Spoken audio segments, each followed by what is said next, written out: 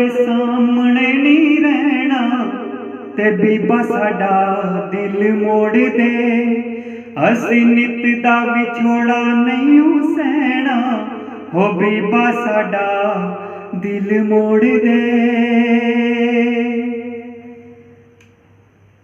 Good evening, सत श्री अकाल, नमस्कार और सलाम अलैकुम। ये जो बोल मैंने अभी आपके सामने गुनगुनाए हैं, इन बोलों को सुनकर आपको शायद पता चल ही गया होगा कि आज ये छोटी सी वार्तालाप जो मैं आपसे करने जा रहा हूँ, इस गुफ्तगू का जो संबंध है वो शहंशाह कव्वाली नुसरत फ़तेह अली खान जी के बारे में है। इस गुफ्तगू में आप कुछ ज्ञान भी पाएंगे, आपकी जीके भी स्ट्रांग होगी।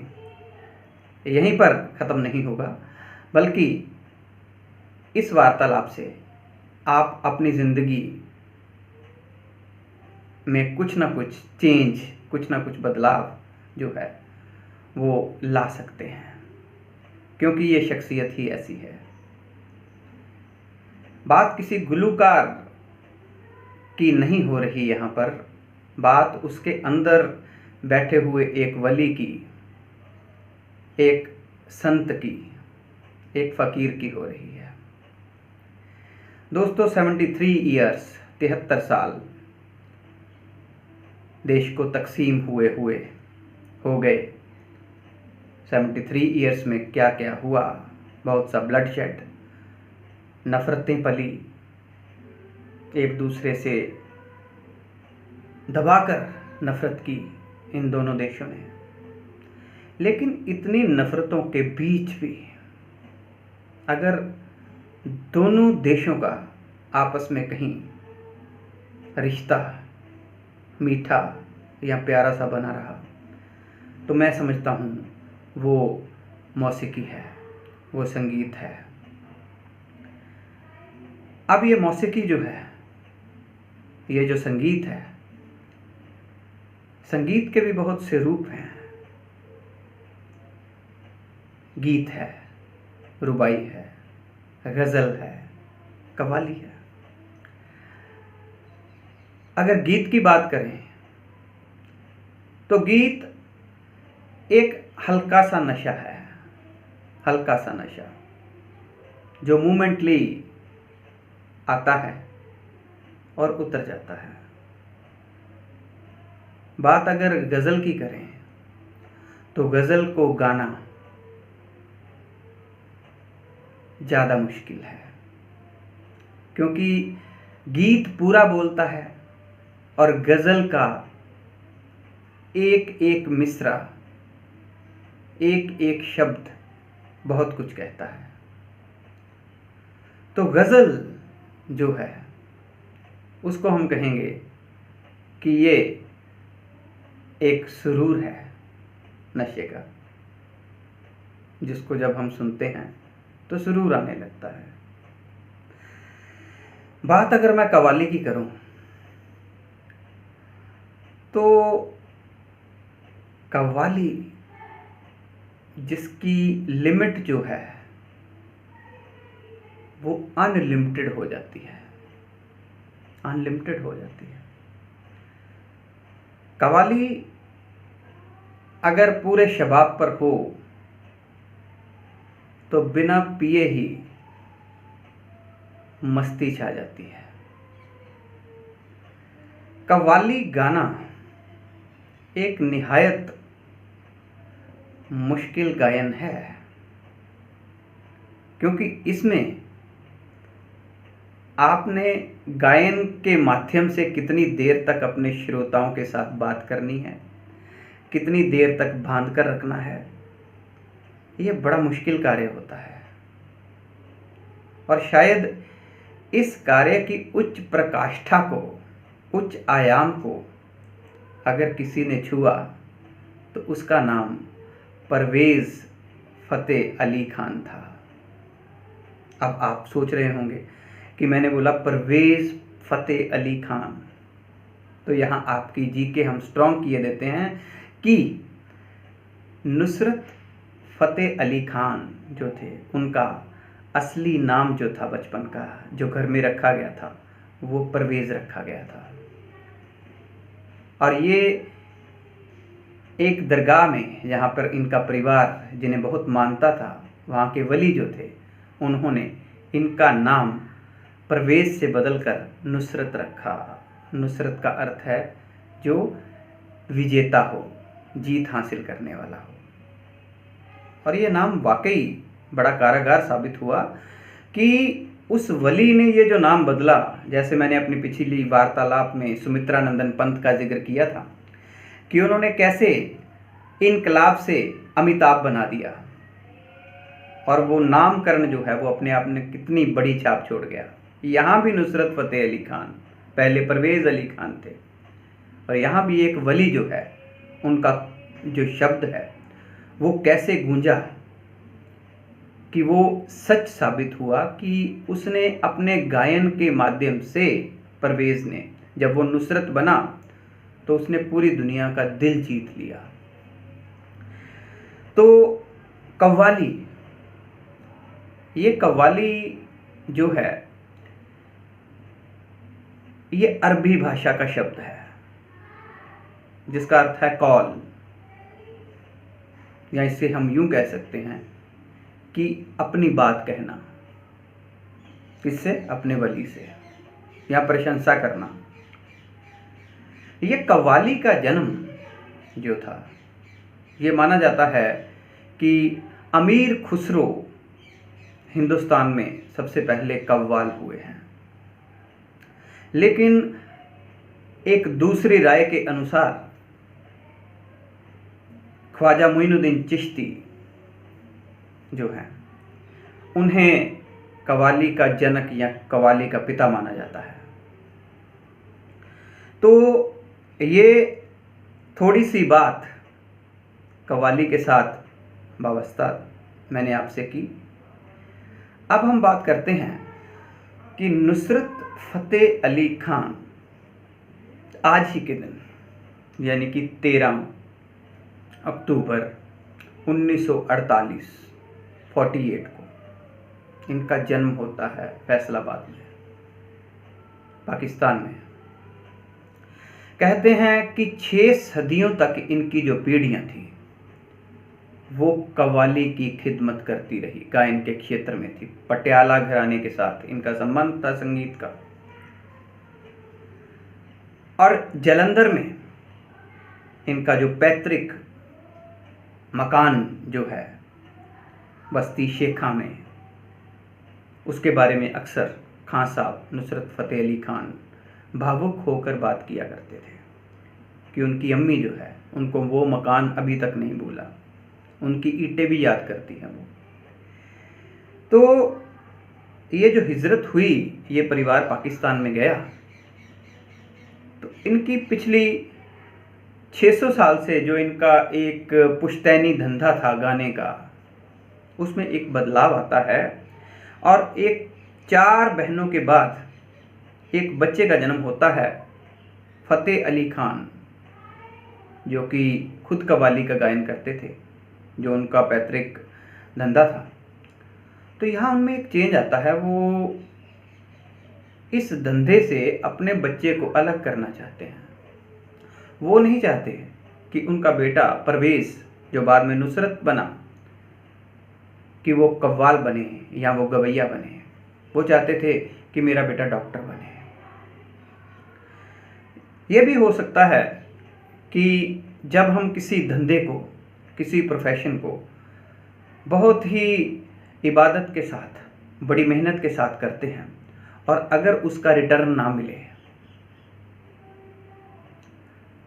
इतनी मेहनत के बाद अगर हमें फाके झेलने पड़े, इंसल्टेड भी होना पड़े, तो शायद हम सोचते हैं कि इस धंधे को करने का फ़ायदा क्या है।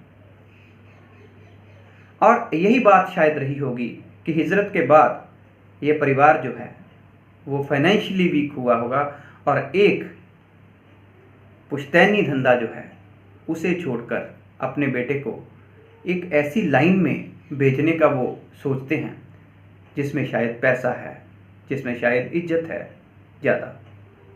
लेकिन होता क्या है जब नुसरत की उम्र 16 साल की होती है तो इसके पिता का इंतकाल हो जाता है। अब पिता का इंतकाल होता है तो कव्वाली में इनके जो दूसरे चाचा जान थे,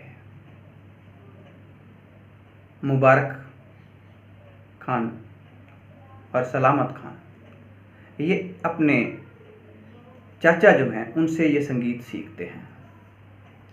और ये बच्चा अपनी सबसे पहली परफॉर्मेंस कहाँ पे देता है कि जब इसके पिता का 40वां, जिसे हम बोलते हैं डेथ के बाद, वो ओकेजन आता है और ये सबसे पहले अपने पिता की मैयत के बाद 40वें दिन जो चहलम होता है उसमें ये अपनी परफॉर्मेंस देता है। और बाद में ये लगातार नुसरत जो है चलता जाता है, चलता जाता है, चलता जाता है, और हमने देखा कि नुसरत जो है उसका नाम Guinness book of world record में आया। 135 एल्बम्स दिए नुसरत फतेह अली खान ने। 40 देश धरती के यहाँ पे उसके कंसर्ट्स हुए, उनको सुना।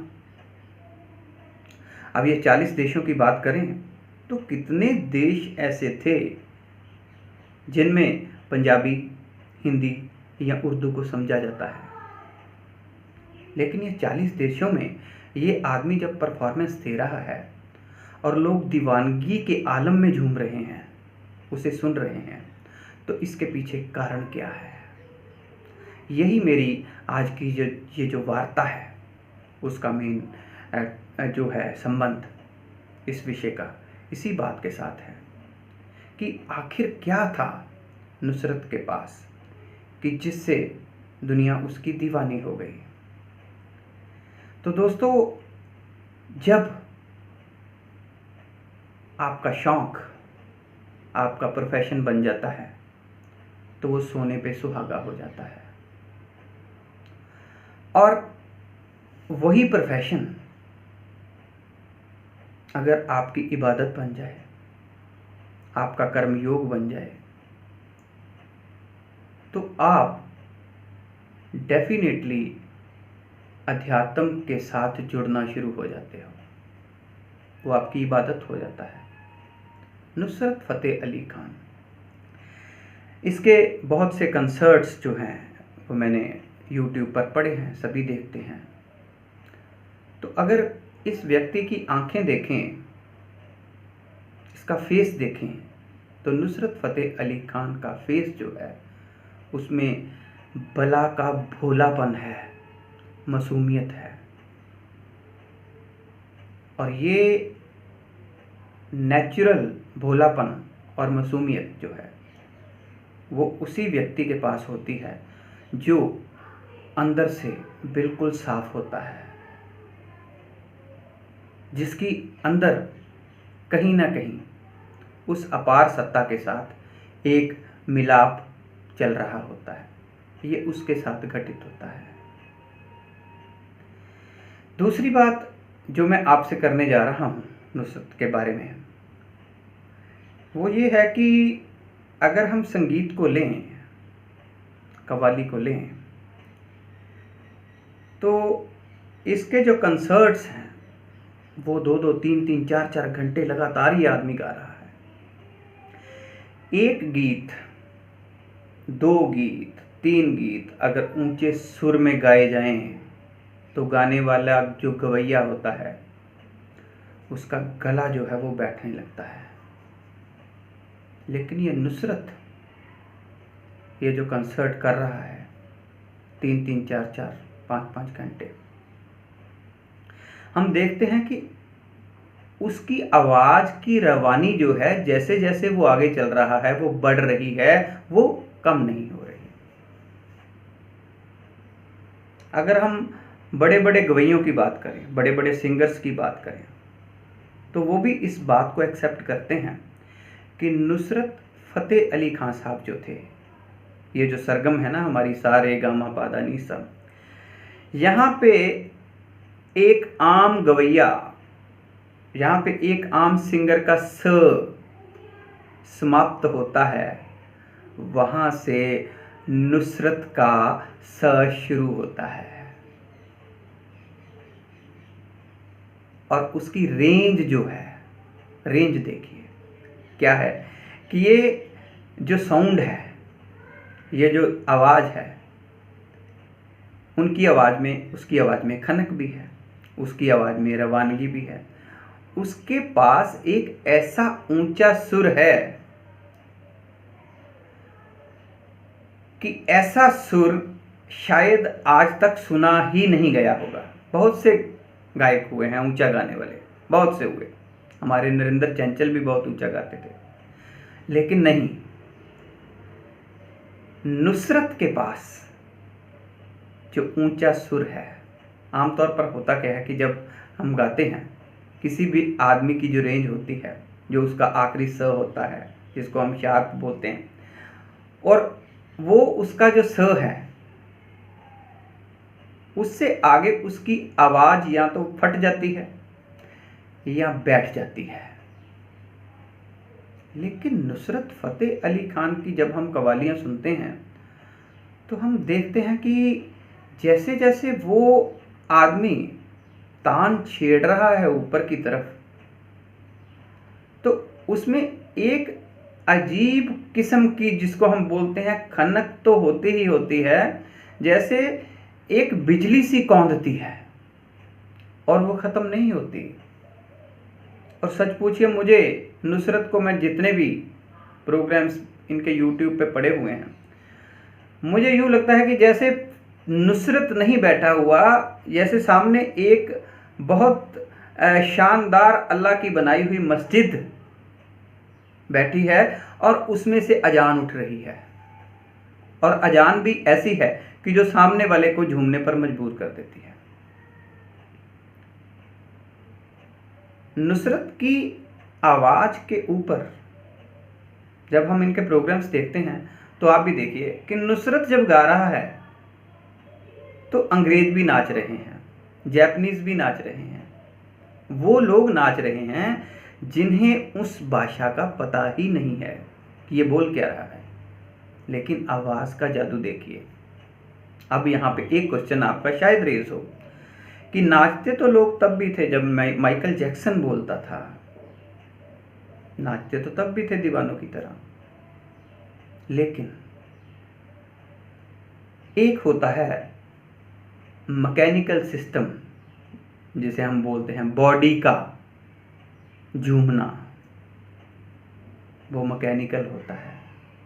माइकल जैक्सन जब गा रहा होता है तो उसके साथ उसके बैंड के अनलिमिटेड ड्रमर्स, दूसरे तीसरे, वो शोर करते हैं। लेकिन जब नुसरत की कव्वाली चल रही है तो वहाँ पर जो इंस्ट्रूमेंट हैं वो नीचे आ रहे हैं। इंस्ट्रूमेंट मायने नहीं रख रहे, वहाँ पे तबला लय दे रहा है, हारमोनियम बज रहा है, लेकिन एक ये वो जो आवाज़ जा रही है नुसरत की, वो आवाज़ हर कंसर्ट में जिसमें उसने गाया, अनलिमिटेड लोग बैठे हुए, उनमें एक मस्ती छाई। और तब वो जिस्म नहीं झूमते थे, तब वो रूहें झूमती थी, क्योंकि वो सूफियाना गा रहे हैं। अब ये सूफियाना कलाम जो है, जैसे बाबा बुल्ले शाह जी का है, तो ये सूफियाना कलाम जो है, ये अपने आप में एक शराब है, एक मस्ती है। शराब भी ऐसी कि जिसमें जाम जो है वो कांच का नहीं होता, वो शब्दों का होता है। सामने कोई गा रहा है और उसके गायन से ही आप के जो खून है उसमें वो बोल उतरते हैं, नशे की तरह उतरते हैं, और आप झूमना शुरू कर देते हैं। सो नुसरत फ़तेह अली खान वाकई इबादत के काबिल एक इंसान। हमें सीखना क्या है नुसरत के जीवन से कि जो भी, अगर हमारा प्रोफेशन, हमारा शौक़, हमारा प्रोफेशन बना है तो उसको इबादत बनाया जा सकता है, उसको उस मकाम तक ले जाया जा सकता है